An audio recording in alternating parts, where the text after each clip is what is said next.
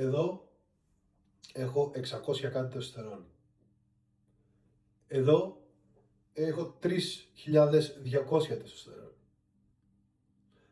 Εδώ έχω λιγότερο από 2.000 τεστοστερόνη, αλλά χρησιμοποιούσα άλλα ανδρογόνα στεροειδή μαζί με τεστοστερόνη.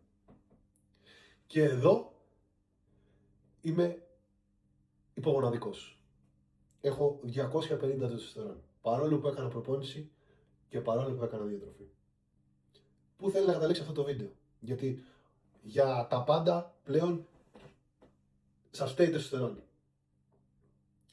Μην κοιτάτε να ανεβάζετε την τεστοστερόνη σας, είτε φυσικά, είτε μέσα σε ένα cycle, είτε σε ένα TRT, εάν δεν υπάρχει κάποιος πρακτικός λόγος.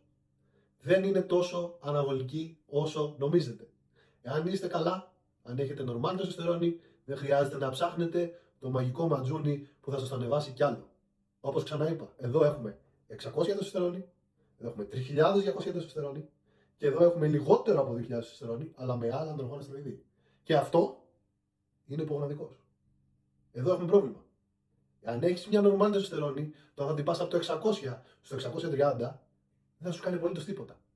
Οπότε σταματήστε να τρώγεστε με το πώς θα βρείτε τον τρόπο να ανεβάσετε την τεστοστερόνη σας. Δεν σας φταίει η τεστοστερόνη.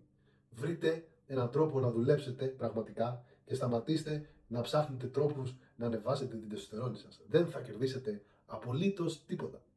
Ίσα ίσα εδώ που είχα 600 τεστοστερόνη, ήμουν καλύτερα από εδώ που είχα 3.200 τεστοστερόνη και εδώ ήμουν χωρίς παρενέργειες, ενώ εδώ ήμουν με παρενέργειες.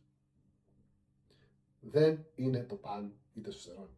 Είναι προβληματική όταν είναι εδώ. Όταν είσαι υπογοναδικός. Εάν είσαι καλά, σταμάτα να ψάχνεις το τεστ booster, σταμάτα να ψάχνεις λόγους να ανεβάσεις τη τεστοστερόνη σου. Δεν θα γίνεις πιο μεγάλος. Δεν θα γίνεις πιο δυνατός. Θα χαλάσεις τα λεφτά σου. Και θα χαλάσεις και τη σκέψη σου και τον τρόπο σου και την πραγματικότητα. Θα χάσεις την πραγματικότητα. Και η πραγματικότητα είναι άλλη. Δεν είναι να ανεβάσεις την τεστοστερόνη σου. Αν είσαι καλά. Ξεκόλα.